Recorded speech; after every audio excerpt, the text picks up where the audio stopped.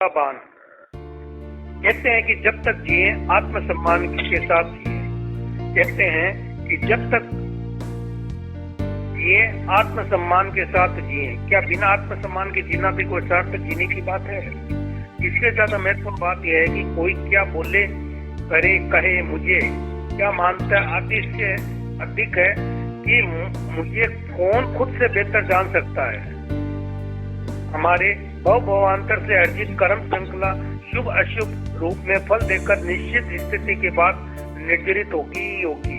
हमारे भवांतर से अर्जित कर्म श्रृंखला शुभ अशुभ रूप में फल देकर निश्चित स्थिति के बाद निर्धारित होगी ही होगी। आवश्यकता है संभाव रखते हुए मनोबल और आत्मबल के साथ हाय तौबा न मचाते हुए नए कर्मों की श्रृंखला के न वांछित करने की।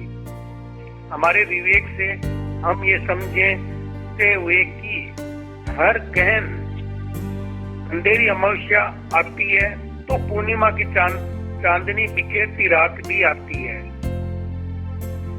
और रात के बाद सुबह, और हर कर्म एक निश्चित समय के बाद उदय में आकर अपना फल देकर आत्मा से अलग हो जाता है, और हर एक कर्म निश्चित समय के बाद उदय में आकर अपना फल देकर आत्मा से अलग हो जाता है।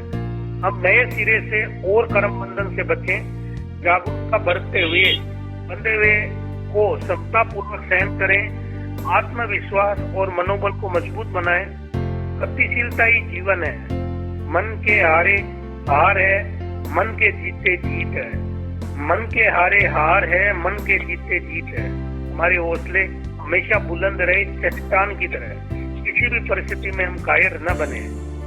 जिंदगी परिस्थितियों से लड़ने का नाम है, डरने का नहीं। जिंदगी परिस्थितियों से लड़ने का नाम है, डरने का नहीं। कर्म के गहन बंधन से डरे, बंधे हुए को भोगने में नहीं। कर्म के गहन बंधन से डरे, बंधे हुए को भोगने में नहीं। क्योंकि हम कर्म बांधने में स्वतंत्र है, भोगने में नहीं। क्योंकि हम कर्म बांधने में स्वतंत्र है, भोगने में नहीं। ये हमेशा हमारा चिंतन चलता रहे तो हम जागरूक रहते हुए कर्म बंधन से काफी हद तक बच सकते हैं। यही हमारे लिए काम्य है, यही हमारे लिए काम्य है।